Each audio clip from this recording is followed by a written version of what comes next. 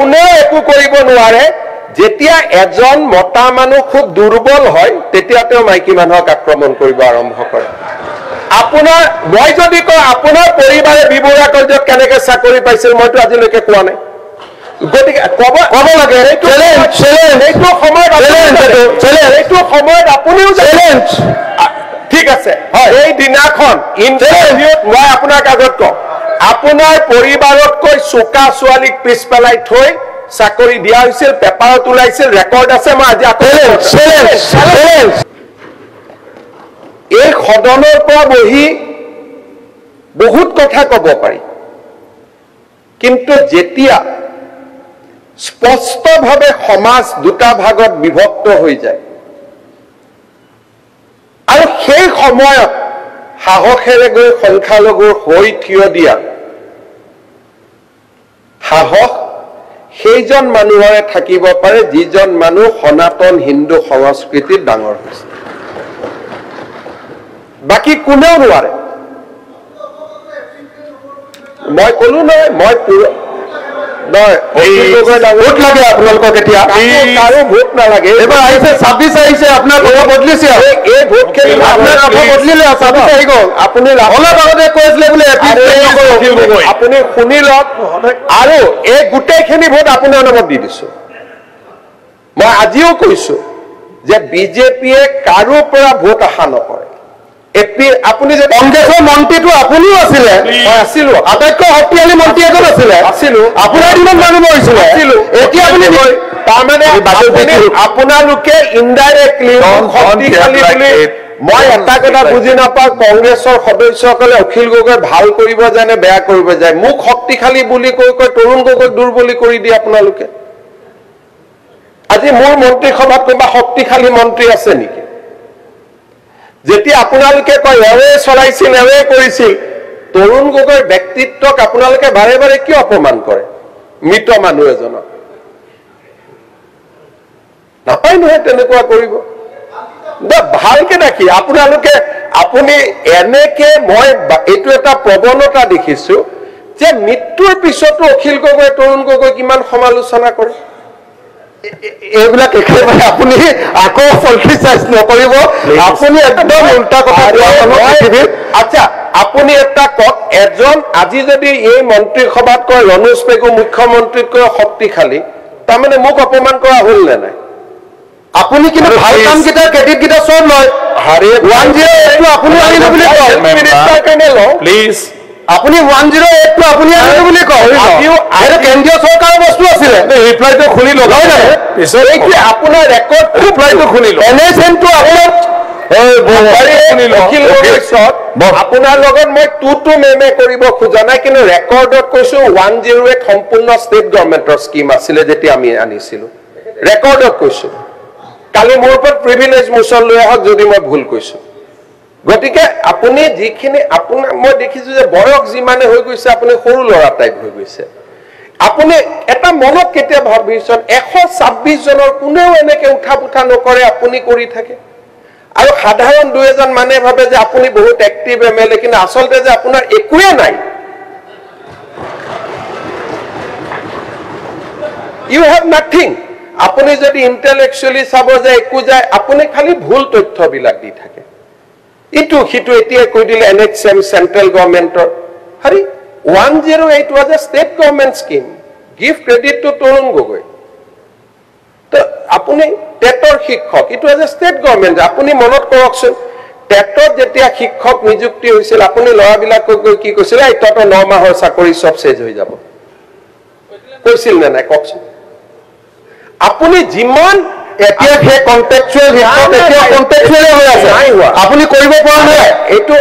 আপোনাৰ দিনত স্কুল কমিছে স্কুল বহা নাই চৰকাৰী স্কুল আপোনাৰ ঘৰত প্ৰাইভেট স্কুল হৈ গৈছে আপোনাৰ ঘৰৰ মানুহে প্ৰাইভেট স্কুল খুলিছে প্লিজ যেতিয়া কোনেও একো কৰিব নোৱাৰে যেতিয়া এজন মতা মানুহ খুব দুৰ্বল হয় তেতিয়া তেওঁ মাইকী মানুহক আক্ৰমণ কৰিব আৰম্ভ কৰে আপোনাৰ মই যদি কওঁ আপোনাৰ পৰিবাৰে বিবৰা কাৰ্যত কেনেকৈ চাকৰি পাইছিল মইতো আজিলৈকে কোৱা নাই গতিকে ক'ব লাগে এইটো সময়ত আপুনিও চ্যালেঞ্জ ঠিক ঠিক আছে এই দিনাখন ইণ্টাৰভিউত মই আপোনাক আগত কওঁ আপোনাৰ পৰিবাৰতকৈ চোকা ছোৱালীক পিছ পেলাই থৈ চাকৰি দিয়া হৈছিল পেপাৰত ওলাইছিল ৰেকৰ্ড আছে মই আজি আকৌ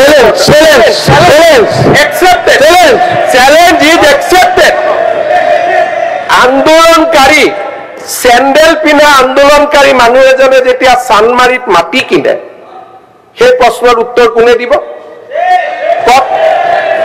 বিপ্লৱ আপোনাৰ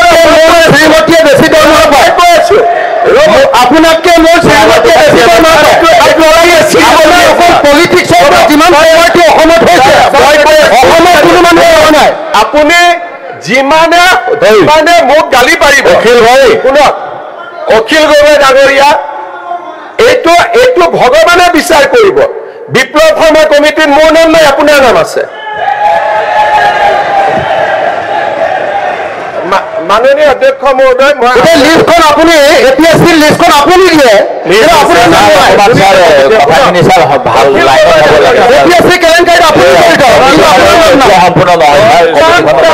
যিমানটা ডিফামেশ্যন কেছ হৈছে আপুনি কোৰ্টত গৈ মোৰ পুৰুকা মাৰিছে এইটো পেপাৰে লিখা কথা মই লিখা কথা নহয় বুলি মই আপোনাৰ ওপৰত যিমানটা ডিফামেশ্যন কেছ দিছো আপুনি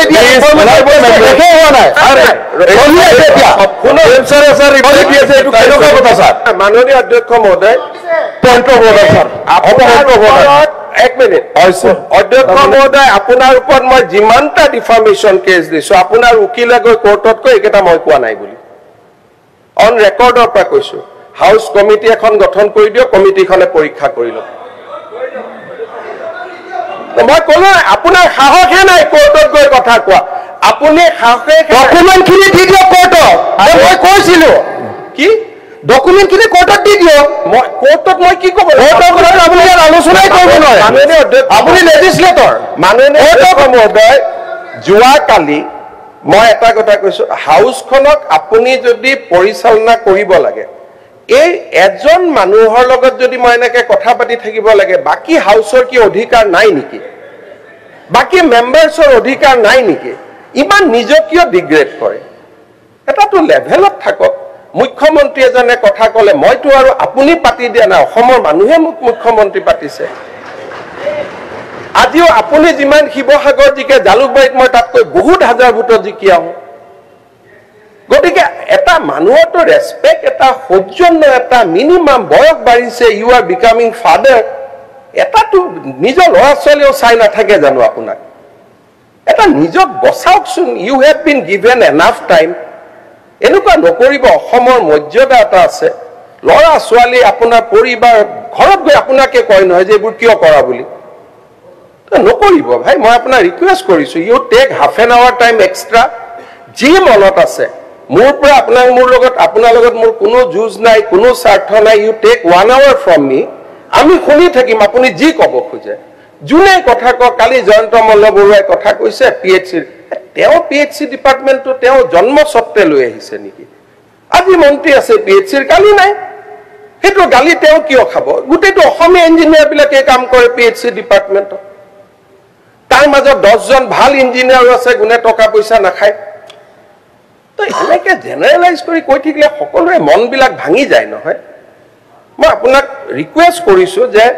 প্ৰধানমন্ত্ৰীয়ে সংসদত কথা ক'লে কোনেও কথা নকয় আৰু আপুনি কওঁতে মই সবক হাক দিছো যে উত্তৰ নিদিব তেওঁক ক'ব দিয়ক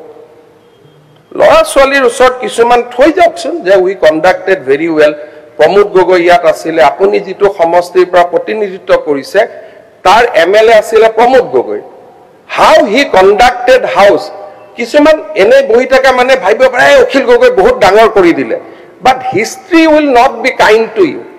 history will be kind to you those who has give good speech recorded speech কাৰোবাৰ ঘৈণীয়েক টৈণীয়েকৰ কথা কয় নেকি